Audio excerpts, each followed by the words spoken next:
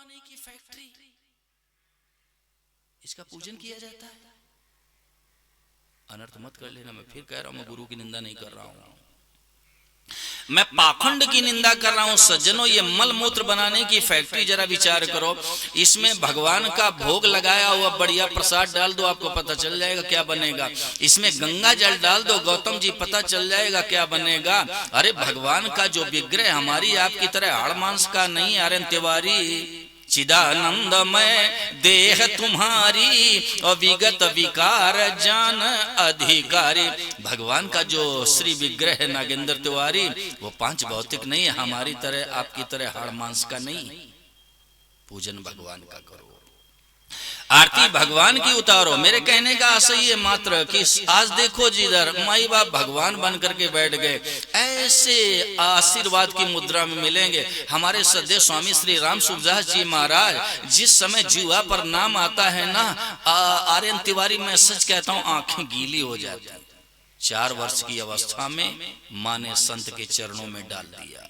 आप जरा विचार करो, कैसी होगी वो माँ, और कैसा होगा उस जननी का हृदय जिसने अपने नन्हे से 4 वर्षीय अबोध पुत्र को, नन्हे से बालक को संत की झोली में डाल दिया। और माई बाप संत ने ही बालक का पालन पोषण किया, शिक्षा दिलाई, सुसंस्कारित किया, और वो राष्ट्र के विलक्षण महापुरुष बन गए, जिनका नाम है ब्रह्मलीन सदैव स्वामी श्री राम सुखदास जी महाराज।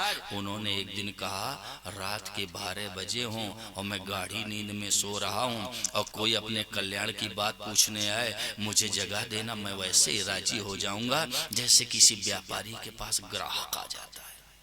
कैसा भाव था महापुरुष का कि सबका कल्याण कैसे हो जाए, सबका उद्धार कैसे हो जाए, सब जीवन मुक्त कैसे हो जाए, सबको परमात्मा की प्राप्ति कैसे हो जाए।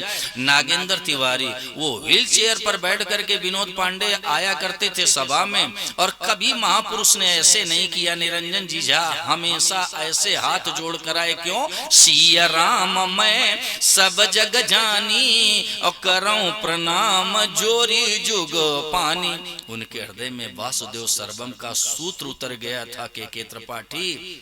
उनको हर रूप में भगवान नजर आते थे, हर रूप में उनको परमात्मा नजर आते थे। तो सज्जनों, जिस समय उस साधक ने कहा कि महाराज मुझे भगवान के दर्शन कराओ, तो श्री जयदयाल जी गोविंद का जो भगवत प्राप्त महापुरुष हुए नागेंद्र तिवारी, उन्होंने कहा भाई मेरे बस की बात नहीं, मैं दर्शन करा दूं। उसने कहा महाराज आप करा सकते हो, आप में क्षमता है। उन्होंने कहा मैं करा तो दूंगा, परंतु तुम्हें विश्वास नहीं होगा। बोले महाराज आपके प्रति मेरी श्रद्धा है और आप दर्शन कराओ, मुझे विश्वास हो जाएगा। तो श्री जयदयाल जी गोविंदका ने माताओं बहनों क्या किया, साधक का हाथ पकड़ लिया और कमरे के बाहर आ गए। भगवान सूर्य की तरफ इशारा किया, कहा दर्शन करो, ये ठाकुर जी हैं, साक्षात भगवान। उसने कहा महाराज इनको तो मैं रोज देखता हूं। ईश्वर भगवान ईश्वर कोटि के देवता है। वापस विषय में आ जाओ। 3 एक घर में हैं, भगवान शिव, मैया पार्वती शेरा वाली, तीसरे गणेश भगवान और चौथे भगवान विष्णु है, 5वें सूर्य भगवान है। और भगवान विष्णु के ही अवतार हुए राम और कृष्ण। त्रेता में राम हुए, द्वापर में कृष्ण हुए। अब इसमें जिसमें आपकी श्रद्धा हो, आस्था हो, विश्वास हो, आज ही इष्ट का चुनाव करो। अगर सिद्धि चाहते हो, अगर जल्दी सिद्धि चाहते हो, तो सज्जनों एक इष्ट का चुनाव कर लिए, जिनमें आपकी श्रद्धा हो, आप आज ही अपना इष्ट चुन लीजिएगा। अगर आप चाहें तो श्री हनुमान जी महाराज को भी अपना इष्ट बना सकते हो। क्यों? श्री हनुमान जी महाराज भगवान शिव के अवतार हैं। लेकिन मातृशक्ति से मेरा निवेदन है कि माताओं को श्री हनुमान जी महाराज को कभी छूना नहीं चाहिए। बाल ब्रह्मचारी है माताओं बहनों, श्री हनुमान जी महाराज के मंदिर में जाना तो दूर से प्रणाम कर लेना, मारुति नंदन प्रसन्न हो जाएंगे। माताओं बहनों, कभी भी मातृशक्ति को श्री हनुमान जी महाराज का स्पर्श नहीं करना चाहिए। माताओं बहनों को शिवलिंग का स्पर्श नहीं करना चाहिए। कई माताएं शिव मंदिर में जाएंगी, शिवलिंग को दबाएंगी, ऐसा कभी मत करना। शास्त्र के अनुसार चलोगी तो कल्याण होगा। अगर शास्त्र के विरुद्ध चलोगी तो माताओं बहनों कैसे कल्याण हो जाएगा। माताओं बहनों को हनुमान जी को नहीं छूना चाहिए, माताओं बहनों को शिवलिंग का स्पर्श नहीं करना चाहिए, और माताओं बहनों को शालिग राम को नहीं छूना चाहिए। कई बार निरंजन जी भोली भोली माताएं आंखों से आंसू बहा देती हैं और कहने लगती हैं, स्वामी जी हमारे घर में तो शिव जी भी हैं, हमारे घर में हनुमान जी भी हैं, हमारे घर में राम जी भी हैं, अब कोई पूजा करने वाला नहीं, मैं क्या करूं। रोने लगती। तो याद रखना माताओं बहनों, सावधानी से सुनना, जहां ज्यादा प्रेम होता है फिर वहां विधि का कोई स्थान नहीं होता, फिर वहां विधि नहीं है। जहां ज्यादा प्रेम है फिर विधि नहीं। आप हरियाणा की धरती पर सिरसा एक नगर है, वहां जाओ, वहां एक माता जी वो हनुमान जी महाराज को अपना बेटा मानती है, निरंजन जी झा, लाड़ करती दुलार करती, माई बाप अपना पुत्र मानती हनुमान जी महाराज को। जहां ज्यादा प्रेम होता नागेंद्र तिवारी, वहां फिर विधि का कोई स्थान होता ही नहीं।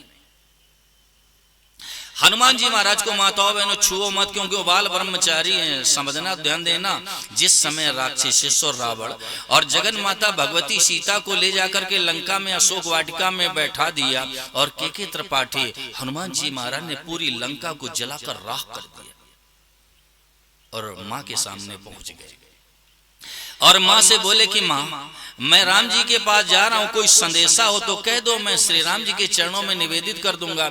आर्यन तिवारी उसी समय जगन माता भगवती सीता रोने लगी और जब माँ रोने लगी तो हनुमान जी महाराज की भी आंखें भर आईं और कहा, माँ आप रो क्यों रही हो, आप तो मेरे कंधे पर बैठ जाओ, अभी बैठ जाओ, मेरे कंधे पर आप बैठ जाओ माँ, मैं अभी चल करके राम जी से मिला देता हूँ। देखो संकट में सीता माता पड़ी हुई है, लेकिन उस समय राष्ट्र की मातृशक्ति को संदेश क्या दिया। सीता माता ने कहा, सुनो बेटा हनुमान, मैंने आज तक पर पुरुष का स्पर्श नहीं किया है मेरे लाल, रावण ने मुझे छुआ है, मैंने रावण को नहीं छुआ है। अब श्री हनुमान जी महाराज है ना, सीता माता के लिए लौकुश के समान है और श्री हनुमान जी महाराज के हृदय में अपनी मां अंजनी से कम आदर का भाव माता सीता के प्रति नहीं है। लेकिन संकट में पड़ी होने के बाद भी माताओं बहनों, सीता माता ने राष्ट्र की मातृशक्ति को संदेश दे दिया कि माताओं बहनों को पर पुरुष का स्पर्श कभी करना ही नहीं चाहिए। मैं तो आज यहाँ तक कह देना चाहता हूँ, हमारी संस्कृति बड़ी विलक्षण है निरंजन जी। ये हमारी जो संस्कृति है ना, ये बड़ी विलक्षण है आर्यन तिवारी। इसमें गर्भाधान से लेके शरीर को कैसे जलाना है, षोडश संस्कार है। विश्व की किसी संस्कृति में ऐसी विलक्षणता हो तो खड़े होके बताओ। इसमें गर्भाधान से लेके गर्भ भी कब धारण करना है सज्जनों, इसका भी नियम है। अगर गलत समय में गर्भ धारण हो गया तो संतान अच्छी पैदा नहीं होगी। हमारे धर्मशास्त्र में प्रबल उदाहरण मिलता है, हिरण्यकश्यप हिरण्याक्ष। भगवती ने महापुरुष के सामने रति की इच्छा व्यक्त की। महापुरुष ने मना किया कि देवी ये समय उचित नहीं है, लेकिन ज्यादा आग्रह किया तो मनोरथ तो पूर्ण कर दिया आर्यन तिवारी। लेकिन ऐसी संतान पैदा होगी माताओं बहनों, त्रिलोकी में हाहाकार मचा दिया। भगवान को आना पड़ा, अवतार लेना पड़ा।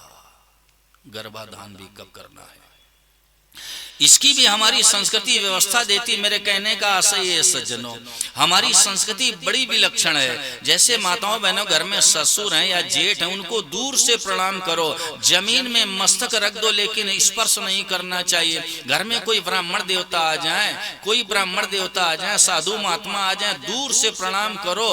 आप जमीन में सिर को रख दो, लेकिन स्पर्श मत करो। उत्तम के वस मन माही, सपने आन पुरुष जग नाही। माताओं बहनों को पर पुरुष का स्पर्श कभी नहीं करना चाहिए। वापस विषय में आओ, मेरे कहने का आशय ये है, आज इष्ट का चुनाव कर लो, एक है साधे सब सदें और सब साधे सब जाए। पतिव्रता रहे पति के पासा और यूं साहिब के डिग रहे दासा। जैसे पतिव्रता स्त्री होती है ना निरंजन जी झा, वो रोटी तो ससुर को भी देती है, सास को भी भोजन कराती है, देवरानी जेठानी का भी सम्मान करती है।